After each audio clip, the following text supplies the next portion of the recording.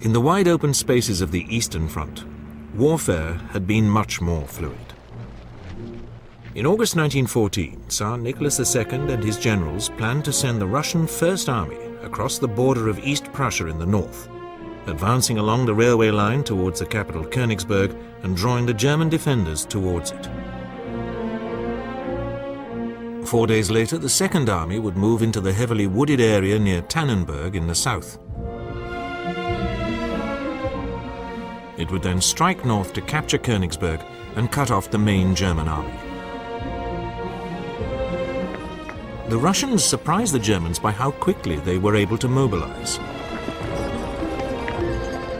And the appearance of hard-riding Cossack cavalry struck terror into the local Prussian population.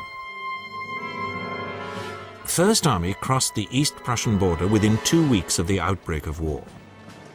It had 150,000 men and alone outnumbered all the German forces in East Prussia. The opposing armies clashed indecisively near the town of Gumbinnen, whereupon the German commander, Max von Prittwitz, fell back in panic, begging for permission to evacuate East Prussia, and the Russian general Pavel Rennenkampf advanced a few miles and then stopped. Unfortunately, he hated Alexander Samsonov, the commander of Second Army, and had no intention of doing anything to support his advance. The German High Command had now called 67-year-old Paul von Hindenburg out of retirement to replace von Prittwitz, with the highly able Erich Ludendorff as his chief of staff. They spotted the opportunity which the excellent German railway system now gave them to use their much smaller army to beat each of the Russians in turn. One army corps was urgently sent by rail round to the Russians' left flank.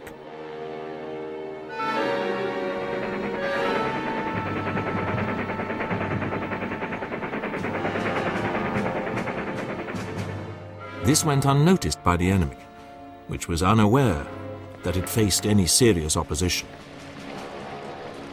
Most of the remaining 2 corps were then ordered to march southwest as fast as they could to take up a position on the right of the advancing Russian Second Army.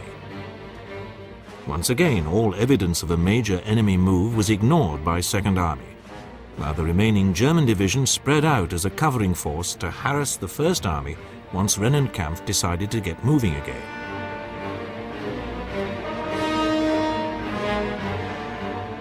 The Germans proved that a little, very mobile artillery and cavalry could imitate a much larger force.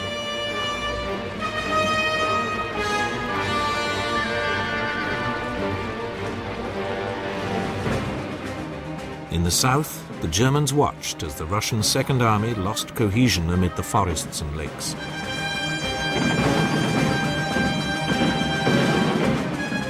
They then went in for the kill. Thrusting forward through the town of Niedenberg, the corps which had moved secretly by train sliced through the Russian line of advance, cutting off much of Second Army.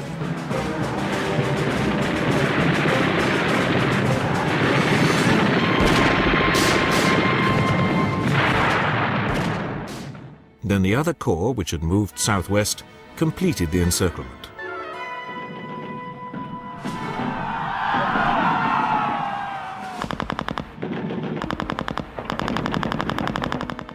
Confused and terrified by this sudden and unexpected assault, the Russians broke and fled.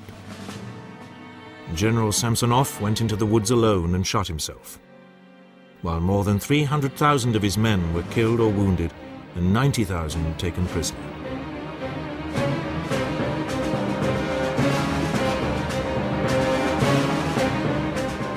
It was one of the most complete defeats in military history.